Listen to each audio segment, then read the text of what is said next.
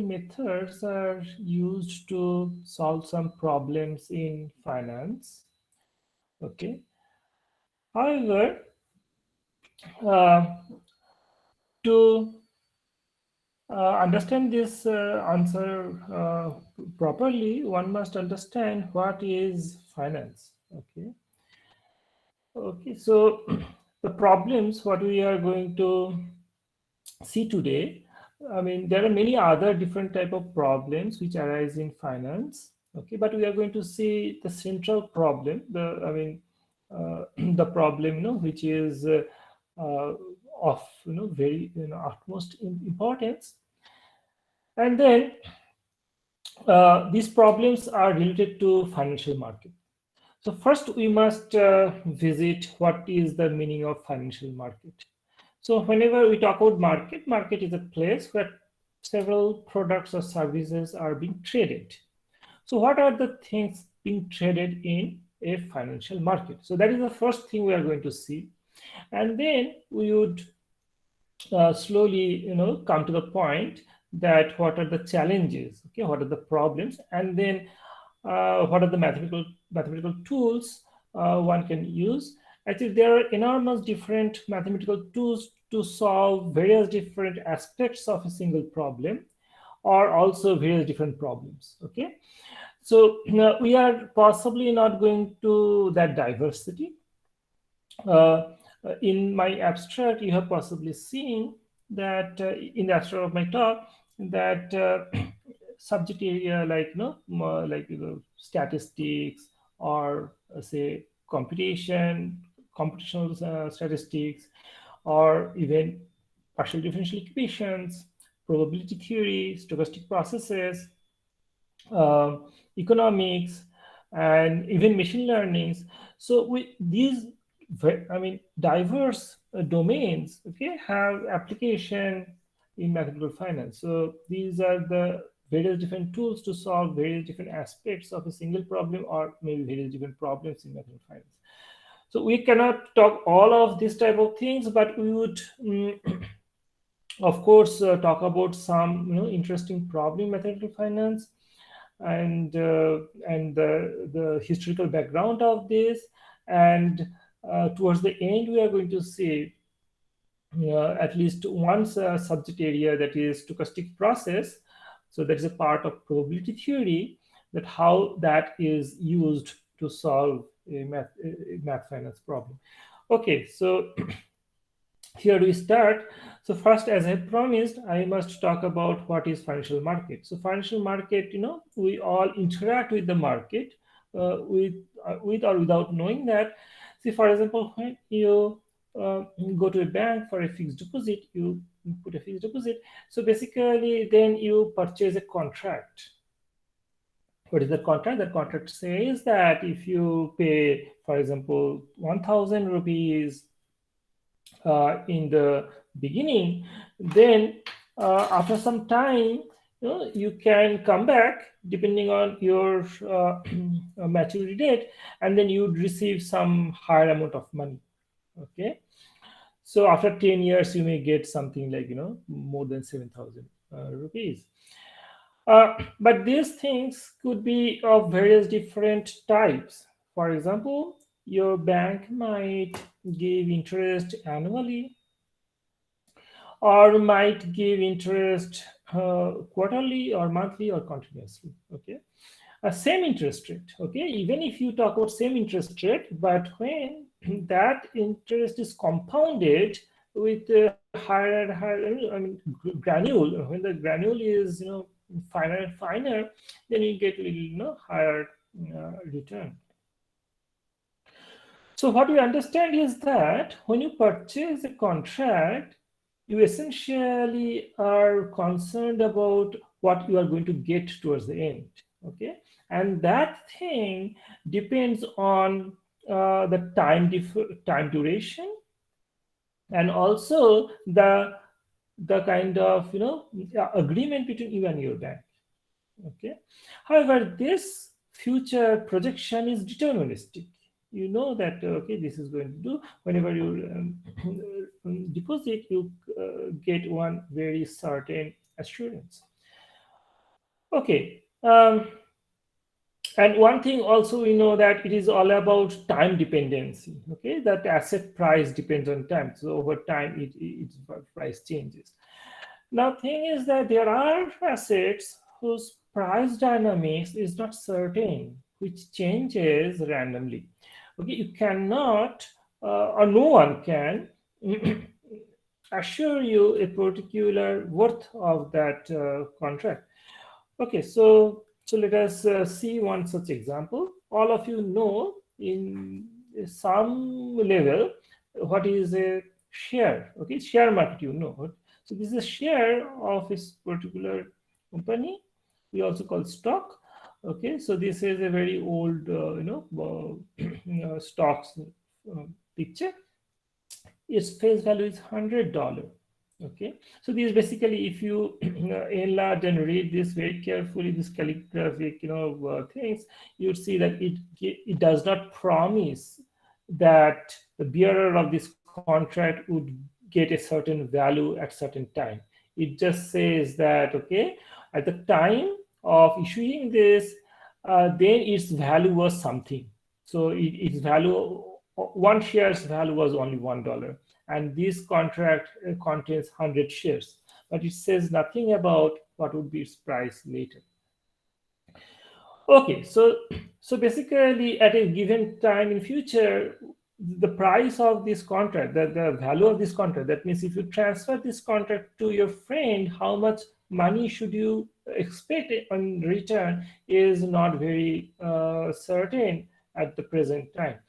Okay, so let us see what happens. So in the market, for various different reasons, okay, this price of that type of contract fluctuates. Okay, uh, because okay, so for various different reasons. So we are not going to discuss about the reasons. Okay. Uh, so we just accepting that this fluctuates. All of us know that, okay, we have some sort of information, at least we interact with the news, etc. We know that share market, what happens. So now imagine that it is your present time zero, and you look at your past, then you can see such type of paths. Okay, so past, in past 20 days before, the price was something like this, etc., etc. But now from zero, if you want to know what would be its future price, you don't know. It could be anything. Okay, so this is just a random simulation just to show that, okay, it has enormous possibility. It can even go above or down also. So you don't, you have no clue about its future. Okay, so by saying so, I think I have at least conveyed that stocks have uncertain dynamics over time. We call these risky asset. So basically, I have talked about two different assets: risky and risk-free. Risk-free is like fixed deposits, etc.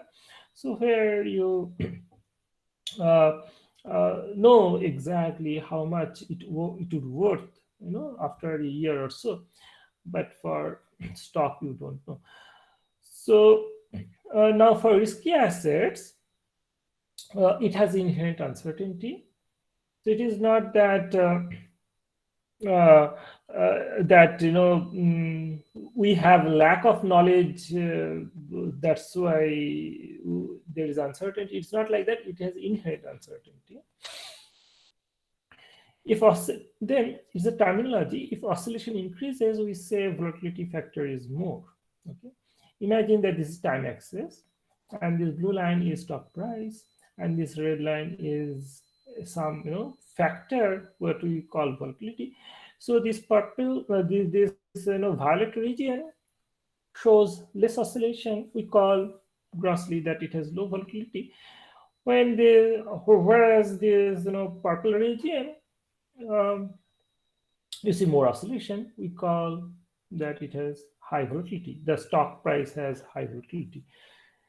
However, the factor volatility is hidden. I mean, no way. I mean, you can see that anything is small or high. I mean, you can figure out, okay, something is small and something is big. Okay, So this volatility factor is a hidden factor. So even if you know exact value of volatility, you don't even know that what would be the shape of the fluctuation and what would be the direction. Okay. Now this is the need of some warranty kind of things because of uncertainty. So derivative products are purchased to mitigate investment risks. You understand that when you purchase a stock, that means you have invested your money. Then, if stock price just goes down, you might face a loss, etc. So, not only about you, I mean, the whole world is based on investments. So, all pension funds have significant fraction in risky assets. So now this is one scenario where I'm trying to explain what is a derivative instrument. So imagine there is a party, a particular person you can think, who is writer of a contract, who is writing. So for fixed deposit, bank is the writer, correct? So here you think that there is a person who is writer of the contract, and you can imagine that you yourself is the holder of the contract, so you are going to pay some premium to get that contract. Okay, and by doing that you can transfer your risk. Why are you paying? Because that contract is giving you some sort of assurance. Okay, so what is that particular assurance? We would come to that in the next slide. But here the question what we need to first ask, if any such contract which lessens your which can lesser your risk, what should be the premium you be paying to the writer of the option? Okay, and second question is that with that money, how the writer herself or himself would be able to hedge, correct, would protect from the risk, because writer is getting the risk from the holder. Okay, so this is the thing. So here I'm talking about this contract is not the stock contract, but something different. Okay, something different, and that is based on a particular stock possibly, because that stock is posing a risk. Since this contract is based on another asset, risky asset, so this type of contract is called derivative. Is not a calculus derivative because it is derived. Okay, so its price should be derived from the intrinsic nature of the risky asset. So that type of contract. So buyer pays price for transferring the risk. Now, to answer this question, we at least can say that, okay, we must understand the amount of risk. If you have no risk, then possibly premium would be zero, because you're not going to get any extra service. But if your asset is really risky and very much risky, then possibly this premium would be much more, because you are getting protected from that risk. So only a right model of volatility, but that means the oscillations or uncertainty, can give the right price of the derivative. So this much we understand very grossly. Okay. Now one very precise example. Till now it was mostly hand waving and heuristic. So it is more precise example of one particular derivative instrument. So this is basically a call option. Imagine there are two parties. Okay, so this is the writer of the option. So this and then he is the holder of the option. And what is the contract? Thing is that imagine the present date is October 1, and imagine that after 2 months, that December 1, I mean the holder, okay, the customer wants to purchase 1 unit of stock at the price $10. But today, imagine today's October 1, the price of the stock is say $9.5. Okay, I mean the customer can purchase now itself, but thing is that he does not want to pay money to purchase this. But thing is that in the future, he doesn't need also this. He needs in the future after 10 months, after 2 months. But then that time the stock price may be much higher, so he wants to prevent that, protect himself from there. And then thing is that why should she agree? Because December 1, the stock price may be much higher. Thing is that so what is the contract? The contract is that he is going to pay some money to her so that he gets the right to buy 1 unit of stock at the price at $10. Okay, on December 1. Now imagine that in this scenario, uh, if he uh, uh, if stock price goes much below $10, say maybe $7, $8, then he does not come to her. He would purchase from the market. Okay, that's it. So it is much cheap. So maybe $8. Okay, but from her point of view, you'd pay $10 to me on December 1, so let me purchase the stock today at $9.5. And then after 2 months, when he would come, I would give him and get the $10, so I would have half a dollar extra also. But there is a problem. Why? Because he is not obligated to purchase. After 2 months, if the stock price becomes say $8, then he would not return to her because he is not obligated. And that's why this contract is called option, because he is purchasing an option. He would have an option to purchase from her, but he is not obligated. So that means that if she now purchase $9.5 from the market this stock, okay, and as a premium gives $1 now, so $8.5 would be from her own pocket. And then on December 1, the stock price is only $8. So then she if even she if she sells that to the market, she would get $8 back, but she has already spent $8.5. So she would lose half a dollar. Clear? So, so that means there is no easy way for her to agree upon that. I mean, to certainly hedge herself, to certainly protect herself from the risk. So I hope now you understand the scenario. Uh, So now there are other, kind of scenarios also you can think that if the stock price goes very high, like, not $10, but $15 after 2 months, then he comes and then she has to give him that share of which actually was $15 at the price $10. So how can she manage this extra $5? Of course, she earned some premium $1, but five is more than one. So even if stock increases or decreases a lot, she has a problem. Okay, so that means she is taking a risk. So she deserves a premium, so some kind of compensation. But now question is that is $1 sufficient for that? Is it fair?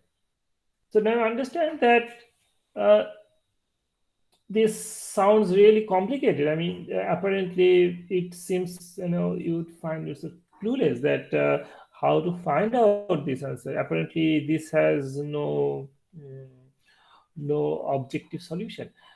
So now thing is that you understand, for solving this problem, it is very much required to understand the behavior of the stock, whether it is going up or down, or what is the amount of fluctuations. I mean, it does not really matter whether it is going up or down, basically, because both the cases, the the writer would have some risk. But how is it behaving? Okay, what would be its fluctuations? Okay, so these are the things. The behavior is really required. Okay, so the knowledge of behavior is required, but that is not possible. Why? Because stock price is not predictable. So so at least statistical behavior would be important.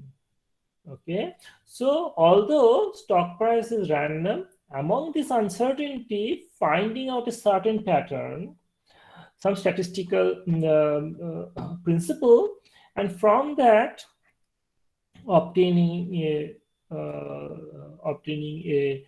clue. Okay. Okay, so I would not spend more time here. Actually, whole 1 hour can be spent discussing these things. I mean, okay, so let me proceed. So this is a definition of European collapsion. Whatever I told earlier. At a prescribed time in future, that we call that expiration date, capital T. So for that example, it was 1st December. The person B, or holder of the option, has right to buy the stock for a prescribed price. We call that strike price K from a person G. Okay, G is the girl, the writer of the option. Okay. Now, from this discussion, we have figured out few things. The first thing is that the price or value of that contract at the time of maturity. That means if instead of 2 months, there are only one day, I mean, the same day, zero is the time difference. Okay, then that contract has a particular value. What is that? That will be exactly the difference, because if the stock price is something like $15, K is $10, then $5 would be would be I mean the writer need to spend $5 from her pocket, so she has no reason to sell that contract in any price less than $5. Okay, and if she charges more than $5, also nobody has any reason to buy that thing. So so that means ST minus K. Okay, so that $5 would be the price of that contract. However, if the stock price is below K, that means below $10, $8. So that means, imagine that on the 1st December, the the stock price is $8, and then nobody would purchase such contract which says that, okay, you are allowed to purchase a stock from at price $10. Nobody is going to be interested. So if a product has no interest, if no customers are interested, that means its price is zero. So if it is smaller than K, then negative value, but we are going to put plus sign, so that means the minimum between 0 and ST minus K. So then we are going to call that 0. Okay, if value is not negative, that time it will be 0. Okay, so we know the worth of the contract in an extreme case, which is also not very useful, that at the time capital T, the price would be ST minus K plus. Okay, now at the time of writing the option, the future amount ST is capital T is unknown. So the stock price at capital T is unknown. So then two problems: how much the holder should pay to the writer at time t is equal to 0 for an asset whose worth would be ST minus K plus at time capital T. So this is the problem of pricing the option. Second question: how should the writer who earns the premium initially, the girl here, generate an amount ST minus K plus at time capital T by trading, for example? Okay. So exactly how should she invest money here and there to get it? This is the problem of hedging the option. So let me give you interesting clue. If stock price is going very high, she is actually not unhappy because she can actually purchase some stock. So anyway, if it is going up, then she would her portfolio would also increase. Okay, understand? So, uh, so although if stock price is on 1st December it becomes 15, it appears that okay she has tremendous risk, but if it does not fluctuate much, steadily it increases. So then she can actually take loan from bank, etc. She can actually put lots of investment in the stock and generate more money, and then she will be completely hedged. So that also says that it is not impossible to hedge ourselves, but thing is that it is tricky because no one knows what should be the behavior. Okay, now uh, let us first try to understand heuristically before going to the mathematical details. So finding European or call option price, okay, as a function of two things: present stock price. If present stock price is itself low, then some considerations. If it is very much cheaper, much smaller than the strike price, then the stock might not hit the strike price. The probability is small, so then that contract has less worth.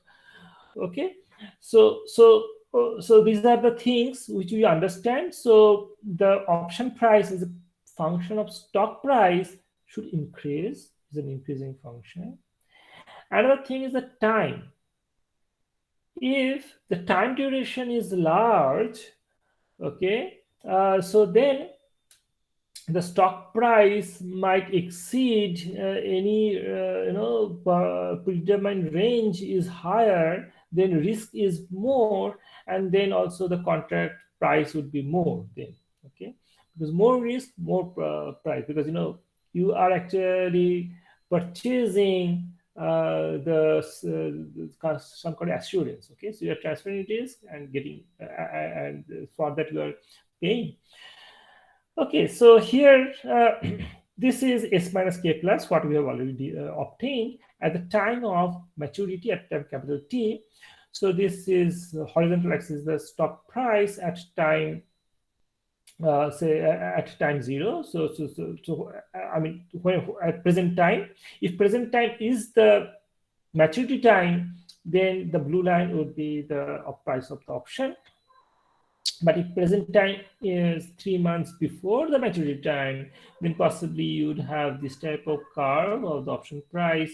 And if it's 6 months, then this thing. Okay, so these curves we understand intuitively because this cannot be lower than this, and then this must increase, and then also with time to maturity it should increase. Okay, so what we have understood that option price in very simple way at least should depend on two variables. One is stock price and the time to maturity. Okay, two different things. So we need to find out the exact values of the option price function. Now we are converting this problem into finding out an unknown function. Okay, so now how do we write down an unknown function? We can perhaps write down unknown function using some elementary functions, or otherwise composition of elementary function, or otherwise as a solution of some differential equation. But here two different variables are there. Okay, so one can expect some partial differential equations. Okay, so now uh, this is the thing that only, so we recall that only a right model can give the right option price. So one must assume some behavior of the underlying asset, that means stock price dynamics. Then only one can get some precise value. So here we see some popular continuous time models of market. So historically it is very old. In 1900, by Louis Bachelier in his PhD thesis. The title was Theory de la Speculation. Okay, so here he considers stock market, and then there was no tool, the probability theory was also not very well developed. So he introduced some random walk model, and then took the limiting case, and then eventually he obtained a mathematical object which is now called Brownian motion, and using that he obtained some understanding of option price. However, his model failed to capture the possibility of stock price because his model of the asset dynamics could become negative also. That is impossible. So stock price was modeled as a Brownian motion with drift. Okay, that is one drawback in his model. However, it is really important work because Brownian motion was not available. Actually, the world came to know about Brownian motion, mathematical model of Brownian motion, by the work of Albert Einstein in 1905. Okay, okay. Uh, so, what is Brownian motion? We need to understand this because this has been used to model the stock price by Louis Becquelier. So it is a real value stochastic process. Okay, and first assumption is that it starts with zero. Okay, at time zero it is zero, and then if you look at its path, okay, it fluctuates. It is continuous almost surely, and then here we are considering one-dimensional Brownian motion, but one can generalize it for multidimensional also. Okay, for any s which is less than t, wt minus ws, that gives you the increment, correct? With the two different time points, the increment of the process that follows a normal distribution with mean zero and variance t minus s. That means if you are standing at time s, okay, and then t is say 2 days future, and then this today's value of Brownian motion and tomorrow's value of Brownian motion. Okay, so tomorrow's value minus today's value, the difference. You don't know tomorrow's value, but that would be some random variable with mean zero. So that means it would be maybe up or down, positive or negative. But it variance also depends on the time difference. Larger time difference, larger the variance.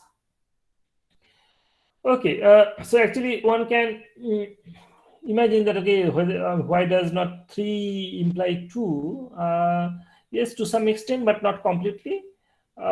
So like this basically says if s is coming close to t, and then the variance is going to 0, then these are coinciding, possibly you are going to get some continuity, but it's not going to give you exact continuity, but some kind of continuous versions. So these are the details which one can learn from the course of stochastic processes, which is offered here in 8th semester in IISER Pune.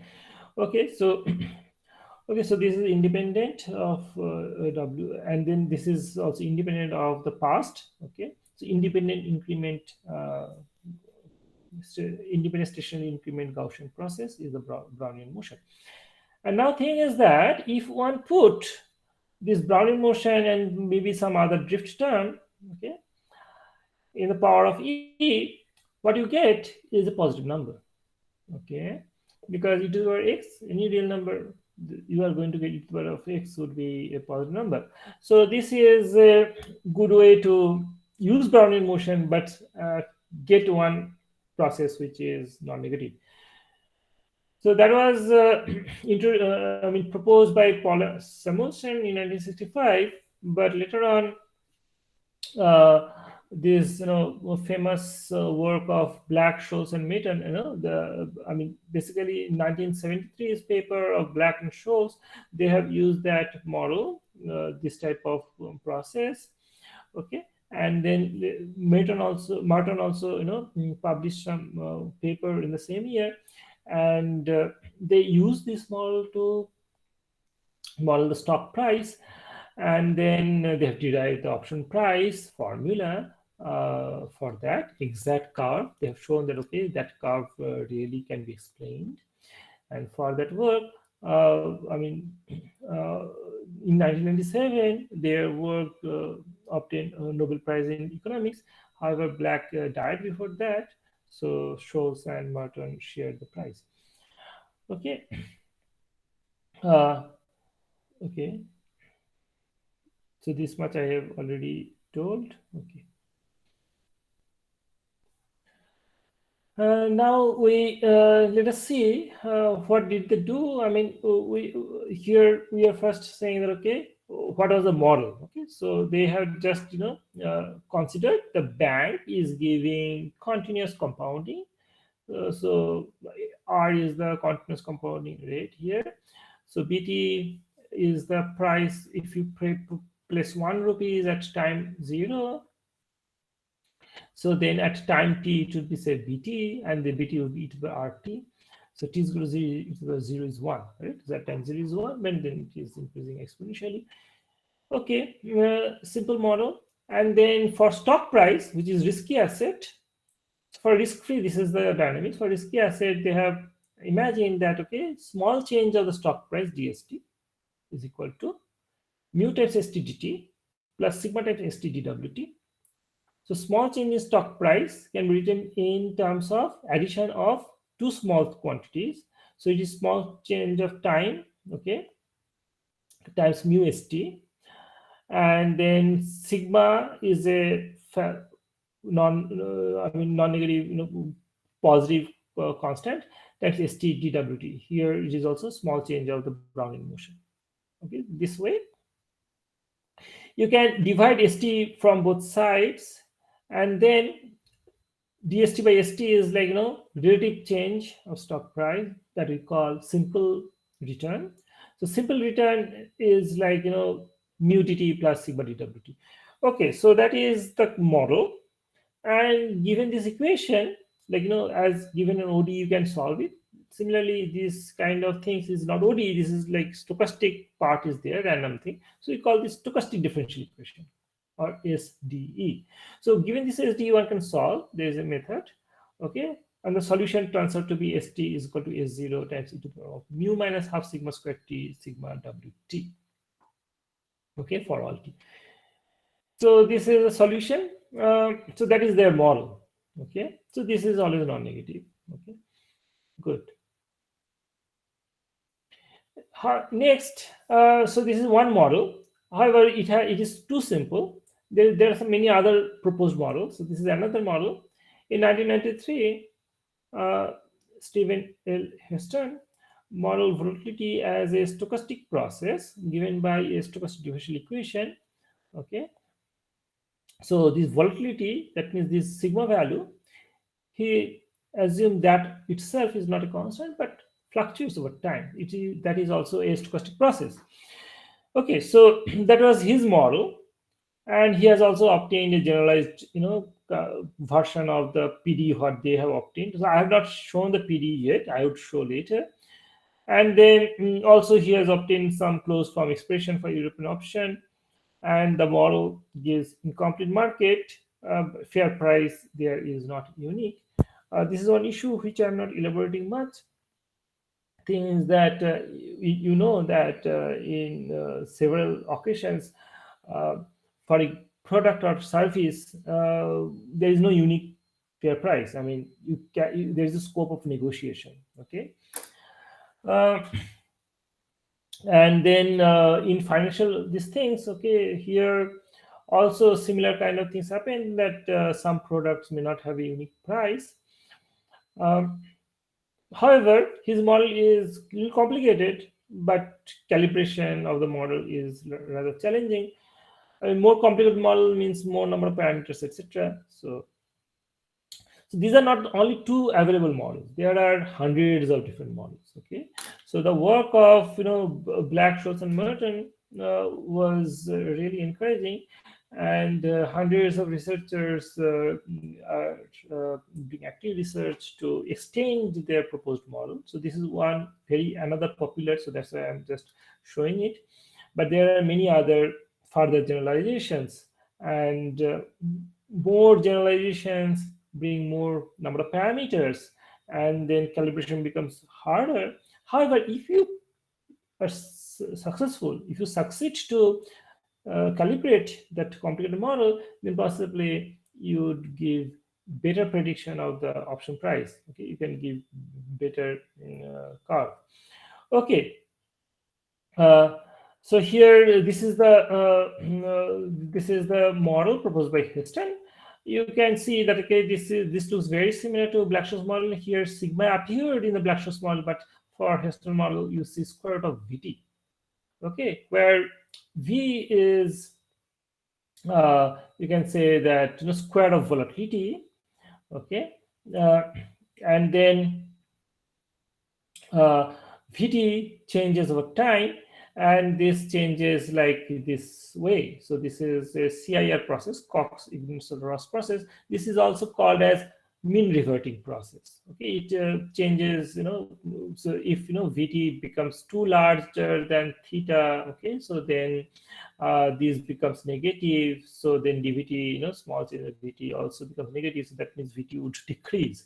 So one can understand, it is not difficult to, intuitively understand that why this model is mean reverting and it fluctuates around a theta value, and this is really appealing for this reason. Okay. However, this is not the end. I mean, there are models which even generalize this theta to be another, not a constant but a stochastic process. This sigma is also stochastic process.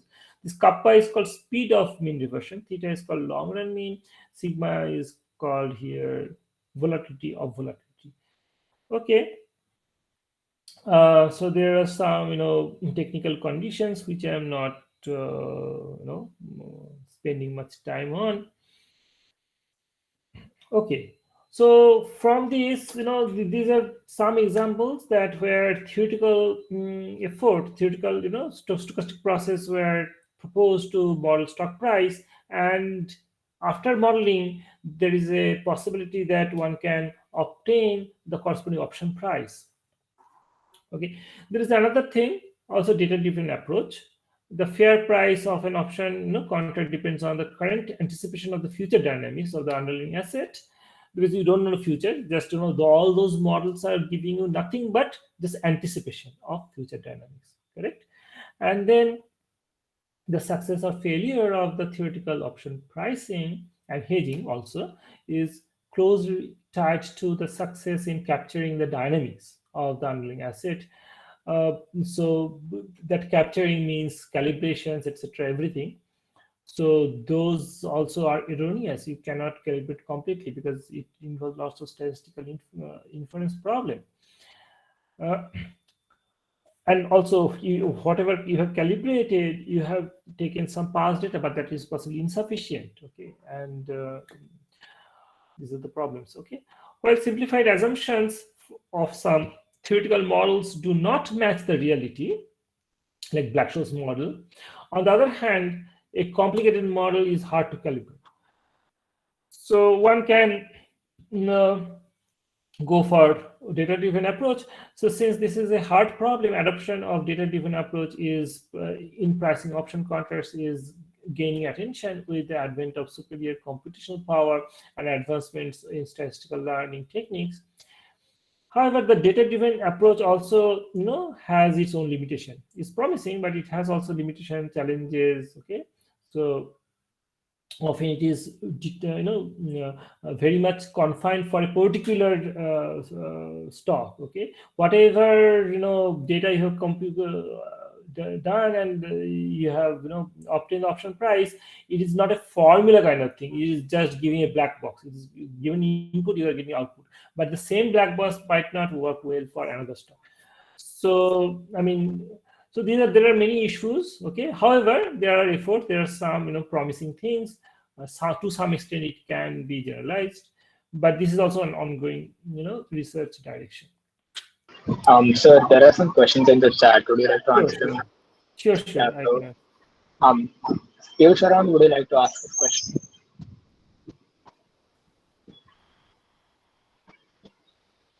Yes. Okay, so can you? Okay. I see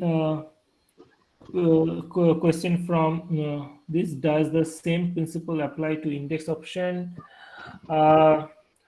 How can one buy index as it has no real underlying?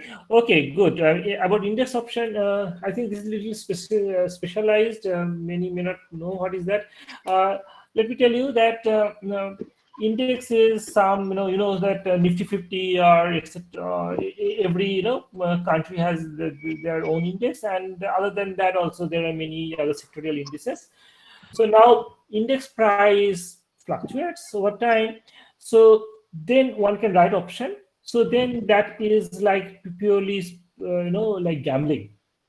So it is not obtaining a particular stock in future, but if that time at the time of maturity, the index price is say $15 and your strike price was $10, then what happens that you get $5 extra. So right now the option gives you $5. Why? Because you are not going to get index, because for stock you can get one stock unit share at $10, and you can go to the market and sell it and get $15. So you paid $10 but obtain $15, so your margin is $5. So for index option, what happens, you don't do in between steps, you immediately get $5. Okay, the difference you get from the right of the option. Okay, so that is the answer to the index option. uh, Quant funds, okay, the models. Yes, some of the models, of course, are being used in quant funds. Okay. Um, why do most of the quant funds underperform? Uh, I don't know what is the meaning of most of them underperform. I mean, Uh, because, yes, tell so, me. Sir, I have read that quant funds don't reach the benchmark, whereas the other funds, which are not quant funds, uh, basically they perform better. Uh, So that I don't know. How do you distinguish between quant funds and other funds? Um, Uh, but anyway, thing is that it is a challenging problem, because even if you use a particular model, the model is very smart. However, how are you going to calibrate? Calibrations are difficult. You see, Houston model has so many, six parameters, I guess. So many parameters. Uh, yes, mu one, two, three, four, and then this row also. Ah, one, two, three, four, five parameters. So calibrating parameters are difficult. And anyway, Hester model is also nowadays considered as primitive. One should involve jumps.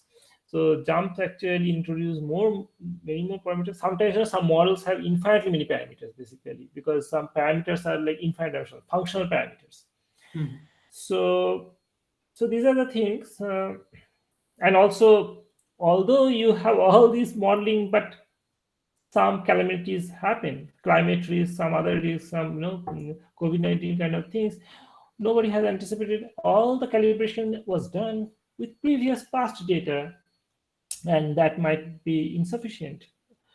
Okay, Hmm. so these are the many issues. So this is really complicated. Okay, now I am reading the question of Shurya Deepta.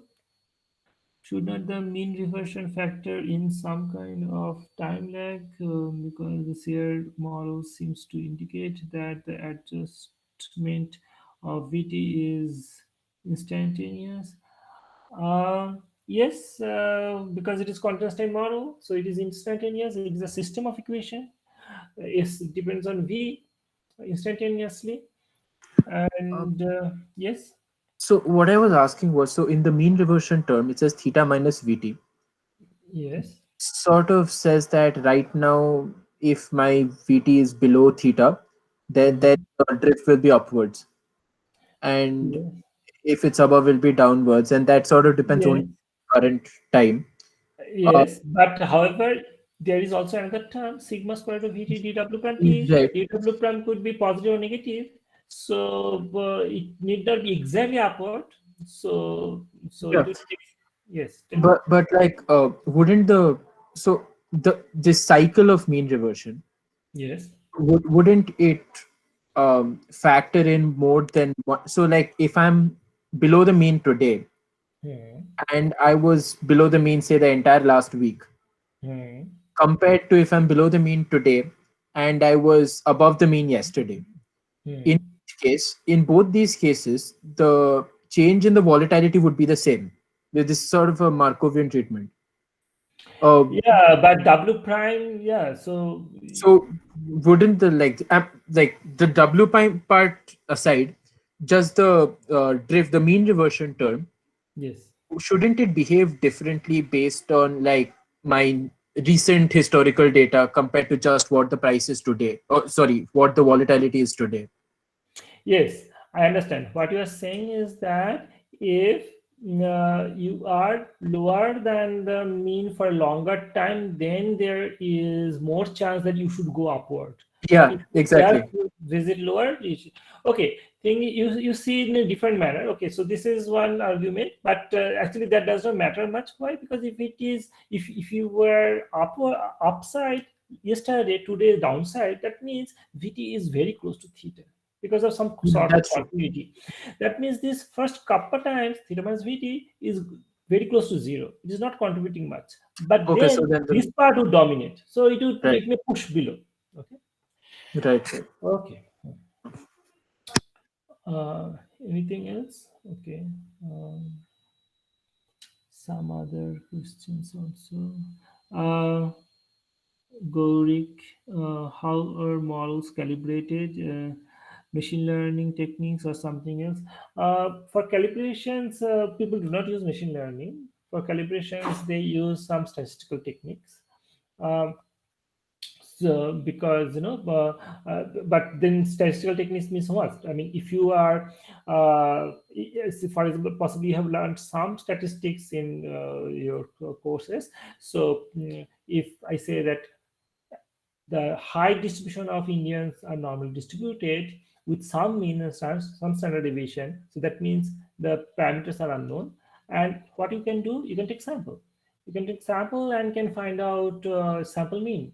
And then sample mean, if that sample mean is, and sample mean turns out to be a consistent Emily, Emily also, right?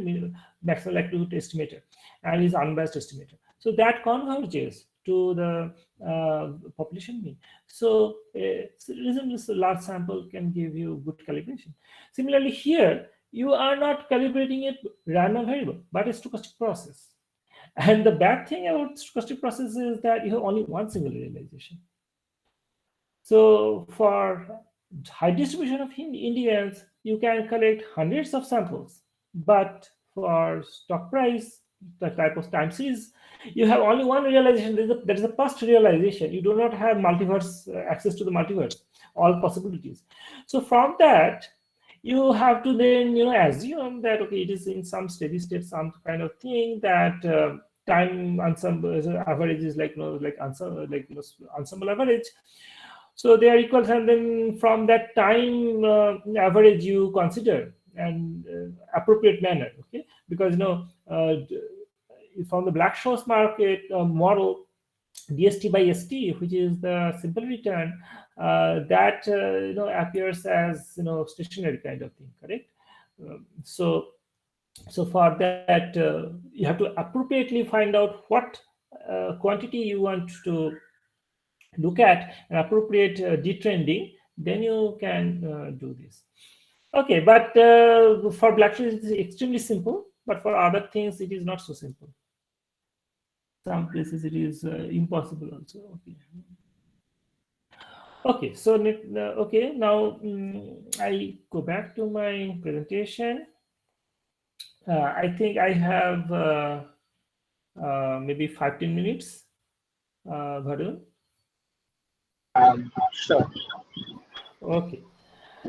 Huh. So now this machine learning approach, etc., are do not consider any model. They do not need to consider any model. They just without model also. I think there is no more question, correct? Yes. Okay. Now, so a data looks like this from this type of data. One, like it's called a symbol. So here it is an index. Okay, so as one of you have asked, so for this index, also options are traded. So strike price is 7,000, and that index price on 1st January 2014 was 6,301. So strike price was 7,000, and then since strike price is too high and this is too low, so then the value of the option was too less. So it's open, high, and low closed values are like these many rupees, and these are the number of contracts traded on the day.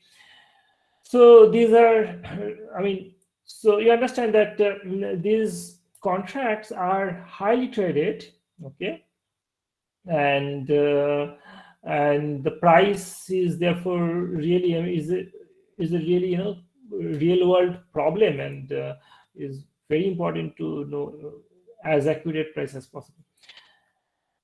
Now, towards the end, I give you some mathematical, some examples, some kind of, illustration how mathematical tools are used for BSM option price.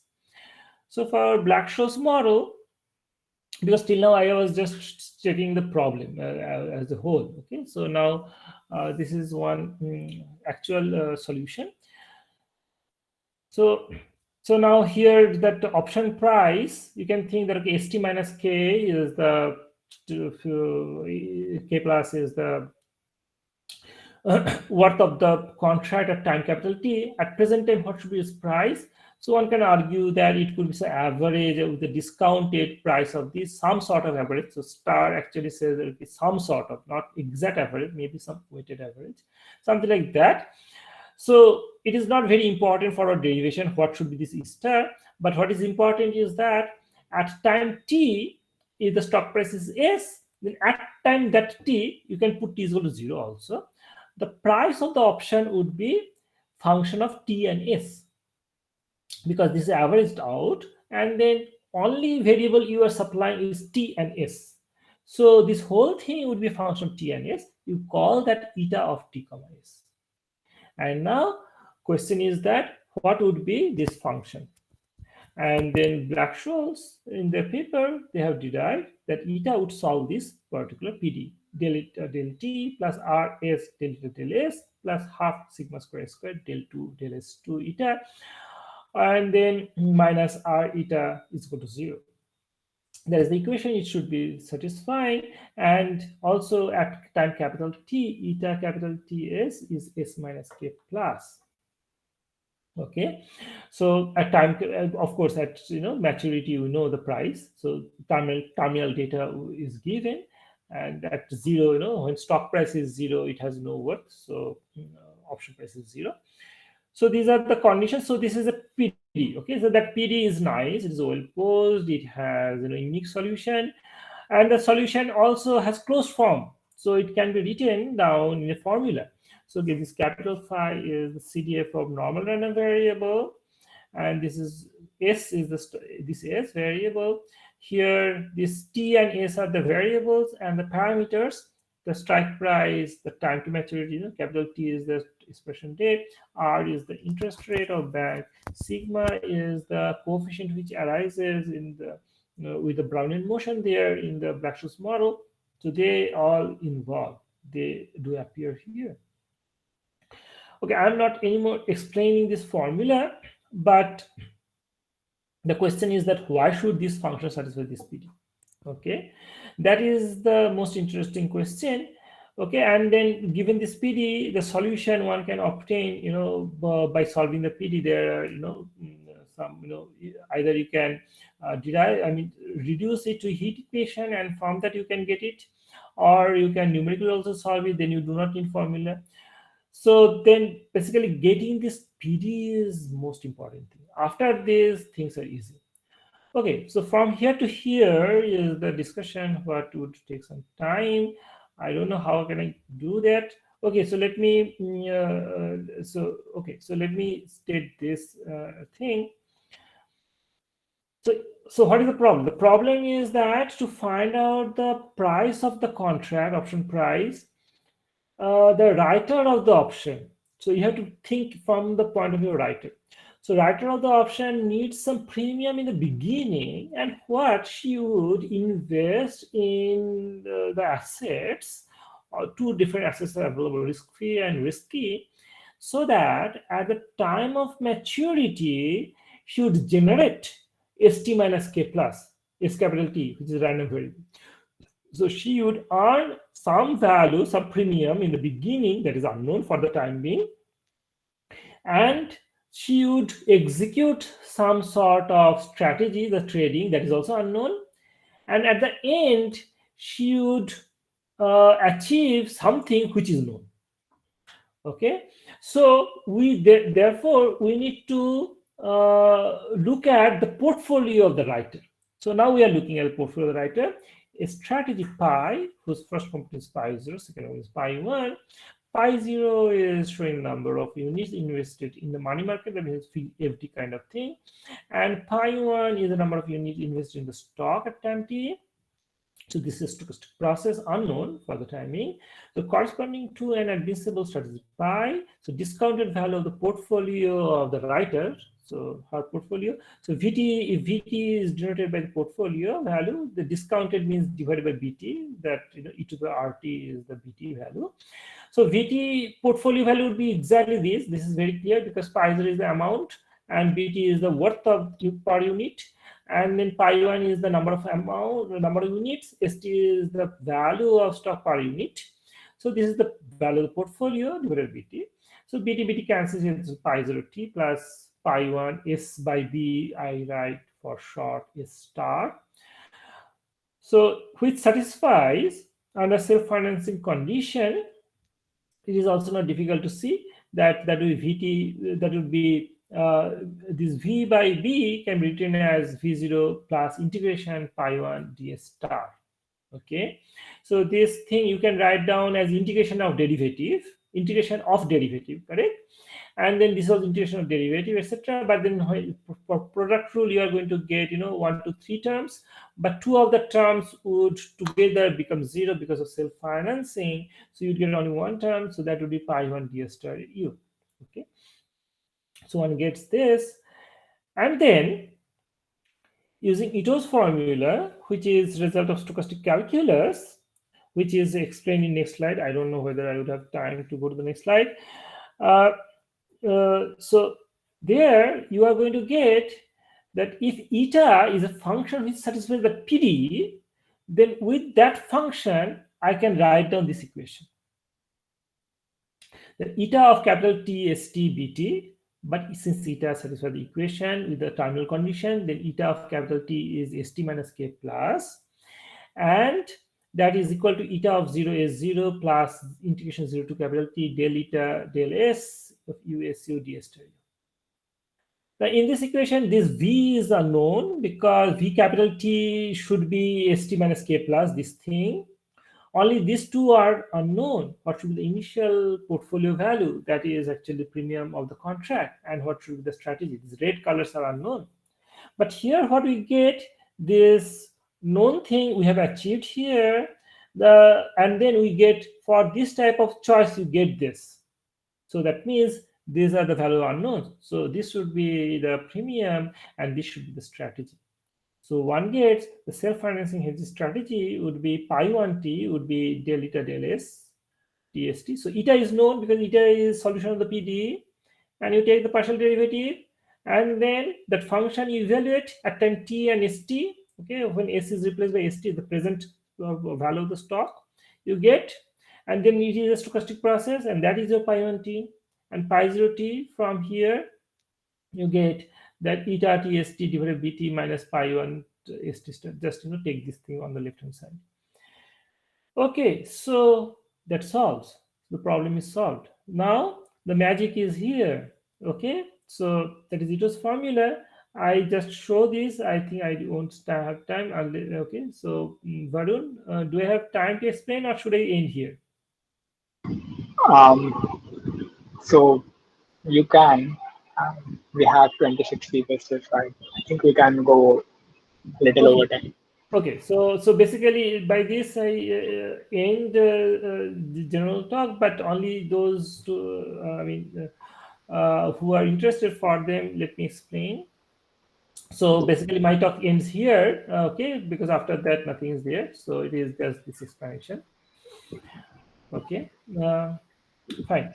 So now here it is the Ito's formula. What does it say? That if you have a function f, which is once continuously differentiable with time variable and twice continuously differentiable with the space variable, then f of t comma st, it is basically extension of chain rule kind of thing. Sorry, extension of fundamental theorem of calculus. Okay, so it is f of tst is equal to f of 0 s0 plus integration 0 to t del f del t u s u du plus integration 0 to t del f del s u s u dsu. So this much part appears like multivariable uh, calculus. Okay. However, if S is like stochastic process, typically those are like having very high fluctuations. Okay, in terms of mathematical word, I should say unbounded variation. That means no matter how small interval you choose, there if you plot SU, if you can, and then the graph length would be infinity. So they would infinitely many, I mean, the curve length would be infinity. So they fluctuate a lot. Okay. So for those cases, this integration is more complicated because this cannot be defined using the Stieltjes sense, because Stieltjes integral is for integrands which are rectifiable curves, or in other words, those are of bounded variation. So one should come up with a new notion of that. That's called Ito's integration. So that is the Ito's calculus all about. And also for that you get an extra term. So it would not stop here, but you are going to get extra term. That is second derivative of f usu and the quadratic variation of s. Since s is of unbounded variation, okay, so total variation is infinite. However, if it is quadratic variation is finite, so then you get it. Now this thing appears little confusing, because if this is true, then deterministic functions are special case of this. Where is the second term? Thing is that for nice functions which has finite variation, that means on a finite time, finite interval, its total variation is finite, then its quadratic variation becomes zero. So basically this quadratic variation process is a constant. Okay, so integrating something with respect to constant, you are going to get zero. So that does not appear. So basically this is generalization of the classical calculus. Okay, so that extension of classical calculus is very much needed for this study. So here we are going to use it. So eta is a solution of the PDE. So eta star is basically eta by bt, that is e to the minus rt eta tst. So now this, if I write down this fashion, then I should put this zeroth term first. So I've written zeroth term here. Then this term, so partial derivative with the t variable. So t variable appears both sides here. So I get two terms. One is derivative to this. We are using just the product rule, minus r e to the minus ru eta plus, then this is kept constant, but here e to the minus ru del eta del t, there's a t variable evaluated at usu, and then this part. So this part is del eta del s here, ds. So ds is written in this fashion. That is explained here. It is easy to follow. I'm not explaining here. You can take a snapshot of this to understand just the product rule. So that can be used here. And then last term, the correction term, or we say quadratic variation term. So half time integration of this thing, del second order derivative, del 2 eta del s2, and the quadratic variation. So quadratic variation of s turns out to be sigma square su square du. Okay, so this term also you put here.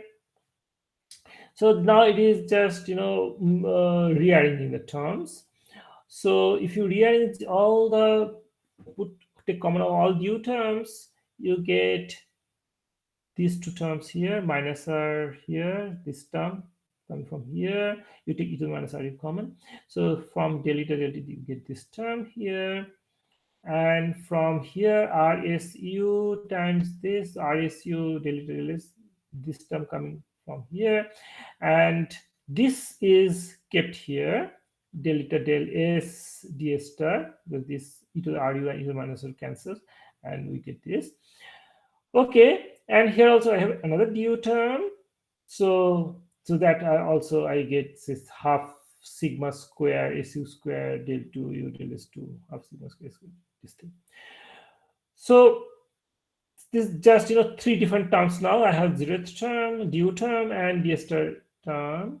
And here eta was the solution of the PD, but here I see the PD term itself, because it is the PD. The PD says, okay, this should be 0, because it minus r u minus r eta del t plus r is del eta del s plus half sigma square del eta del s2. Exactly, we have obtained the LHS left hand side of the PD here, so it is 0. So this term is absent. So eta star is eta 0 is 0 plus this thing. So that is the thing what I've written here. So eta by b is this thing. Okay, so that explains this part. Okay, by this I end my lecture. Okay, questions?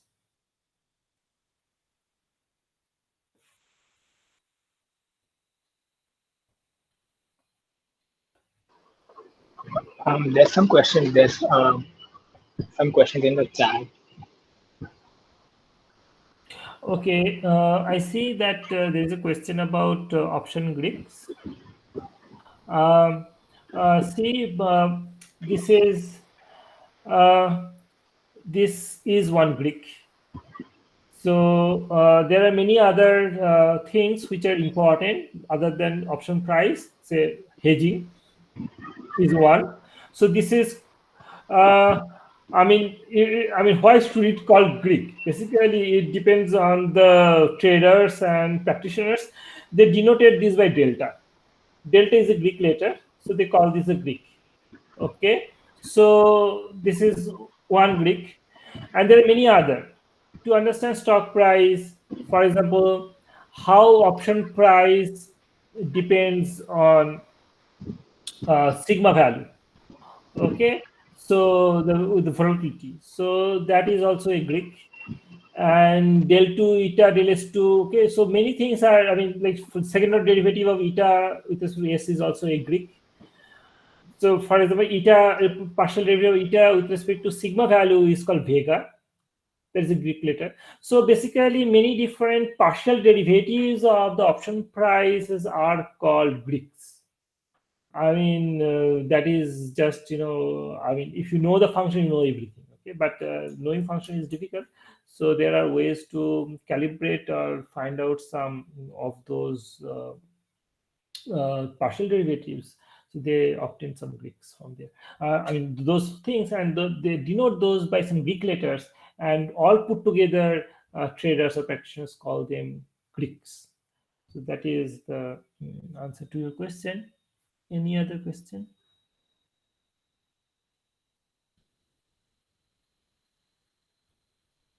Is that side product of BSM solution? Yeah, Greeks are side product, yes. Yeah, so I don't see any other question. If there any other question, one can ask directly. Okay. So Varun, I think there is no other question. Can you confirm? Yeah, I don't see any more questions. Okay, then I can stop presenting. Sure. Okay. Thank you very much for inviting for this. You can give me some feedback also if it is conveying the way it is, or if some parts should have been elaborated in a different manner. Okay, fine. Sure. So Yeah, Okay. I really enjoyed the talk, and Okay. I got most of what you said.